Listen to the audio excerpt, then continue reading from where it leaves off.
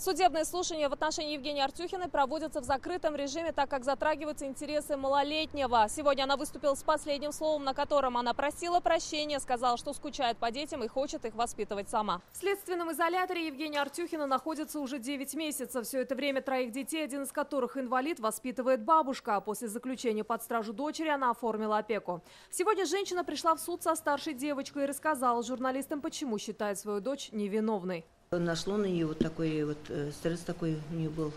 Он жить ей не давал, понимаете? Она не могла выйти ни на работу, ни детей в садик отвезти не могла, потому что под дверями он постоянно стояла там под дверями. Она вся в синяках ходила.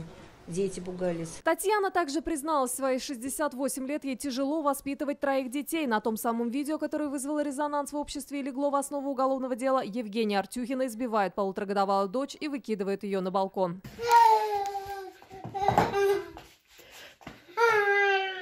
Женщине предъявили обвинение сразу по 2 статьям Уголовного кодекса. Это истязание, то есть причинение физических или психических страданий путем систематического нанесения побоев или иных насильственных действий, и жестокое обращение, сопряженное с невыполнением обязанностей по воспитанию ребенка. Свою вину Артюхина признает лишь по последней статье. Об этом рассказал ее адвокат. В ее действиях не имеется систематики, то есть она не имела своей целью систематически наносить побои, оказывать психологическое воздействие на ребенка. В связи с этим мы считаем, что то обвинение, которое предъявлено по статье 117, оно неверное. Должна быть квалификация только по статье 156. На предыдущем заседании прошли прения сторон. Защита просила снисхождения для подзащитной, гособвинитель реального лишения свободы. Государственное обвинение в прениях просило суд признать подсудимую виновной в совершении указанных преступлений и назначить наказание, связанное с реальным лишением свободы на срок 5 лет 6 месяцев.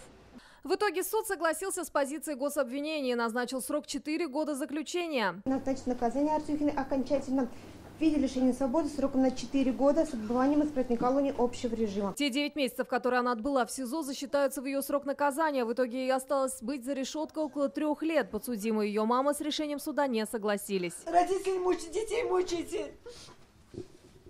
Куда такое наказание за убийство столько не дают? Где справедливость? Пойдем. Я не знаю.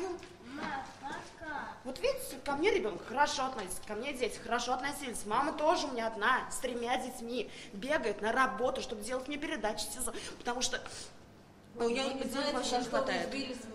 Я не знаю, что на меня нашло. Приговор в законную силу еще не вступил. У Артюхиной есть 15 дней, чтобы его обжаловать. Нафиса Минязова, Наиль Абдуллин, ТНВ, Казань.